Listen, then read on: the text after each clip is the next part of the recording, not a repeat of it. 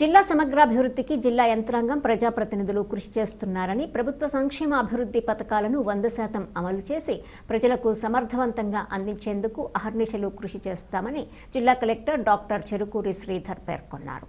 Police parade మైదానంలో 77వ గణతంత్ర దినోత్సవాన్ని పురస్కరించుకుని ఆయన జాతీయ జెండాను ఆవిష్కరించి గౌరవ వందనం చేశారు. అనంతరం పోలీస్ కవాతును పరిశీలించి గౌరవ వందనం చేశారు. ఈ వేడుకల్లో జిల్లా SP Shelke Nachiket Vishwanath, joint collector doctor Nidhi Meena, MLC MV Ramachandra Reddy, నగర mayor Paka Suresh, Rajampet MLA Akepati Amarnath Reddy, deputy mayor Bandi Nityananda Reddy, DRO Vishweshwara Naidu, additional SP admin Prakash Babu, పలువురు అధికారులు పాల్గొన్నారు. వివిధ ప్రాంతాల నుండి విచ్చేసిన స్వాతంత్ర సమరయోధుల కుటుంబ సభ్యులకు, ప్రజాప్రతినిధులకు, పుర ప్రముఖులకు, విద్యార్థులకు, అధికారులకు, పాత్రికేయులకు, జిల్లా ప్రజలందరికీ నా హృదయపూర్వక శుభాకాంక్షలు. నేడు 77వ గణతంత్ర దినోత్సవాన్ని ఘనంగా జరుపుకుంటున్నాం. 1950 జనవరి 26వ తేదీన రాజ్యాంగం అమల్లోకి వచ్చిన నాటి నుండి ప్రతి సంవత్సరం గణతంత్ర దినోత్సవ వేడుకలు జరుపుకుంటున్నాం. పండిట్ జవహర్లాల్ నెహ్రూ, సర్దార్ వల్లభాయ్ పటేల్, టంగుటూరి ప్రకాశం పంతులు, పట్టాభి సీతారామయ్య వంటి ఎందరో దేశభక్తుల సహకారంతో మన భారతదేశ రాజ్యాంగం లిఖించబడి ప్రపంచంలోనే గొప్ప రాజ్యాంగంగా కీర్తింపబడుతుంది. రాజ్యాంగ విలువలను, ఆశయాలను, భావాలను పౌరులందరూ అనుసరిస్తూ ప్రజాసేవకు, దేశ రాష్ట్ర జిల్లా ప్రగతికి మనమంతా బాధ్యతగా కృషి చేద్దాం. భిన్నత్వంలో ఏకత్వం కలిగిన మన దేశానికి ప్రపంచంలోనే అత్యున్నత రాజ్యాంగాన్ని రూపొందించిన డాక్టర్ బాబాసాహెబ్ అంబేద్కర్ను ఈ సందర్భంగా స్మరించుకుందాం.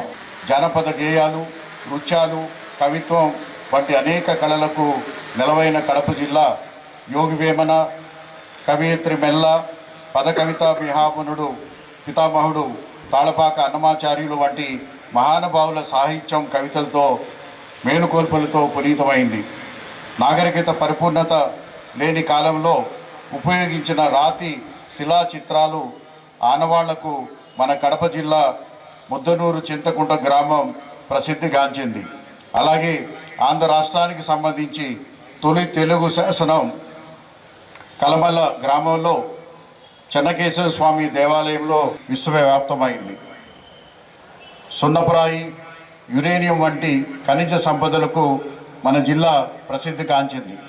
పెన్నా నది పరివాహక ప్రాంతంలో 465 చదరపు కిలోమీటర్లలో విస్తరించి ఉన్న లంకమల అభయారణ్యం ప్రకృతి రమణీయతకు, ఎర్రచందనం వంటి అరుదైన వృక్ష సంపద, వన్యప్రాణులకు నెలవుగా మారింది.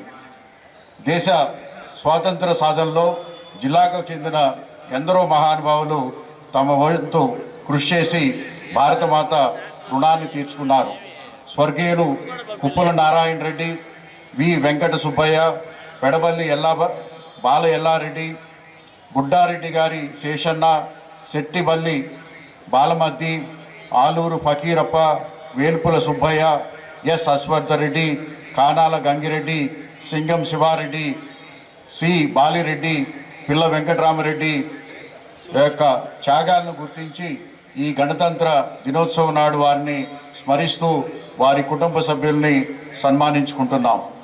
రాష్ట్ర ప్రభుత్వం జిల్లాల విభజన తర్వాత 40 మండలాల్లోనే రాష్ట్రంలోనే అతిపెద్ద జిల్లాగా వైఎస్ఆర్ కడప జిల్లా అవతరించింది.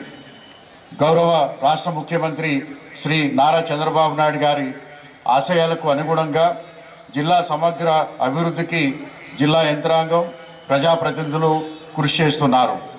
ప్రభుత్వ సంక్షేమ అభివృద్ధి పథకాలను 100% అమలు చేసి ప్రజలకు సమర్థవంతంగా అందించేందుకు అహర్నిశలు చిత్తశుద్ధితో కృషి చేస్తున్నామని మనవి చేస్తున్నాను.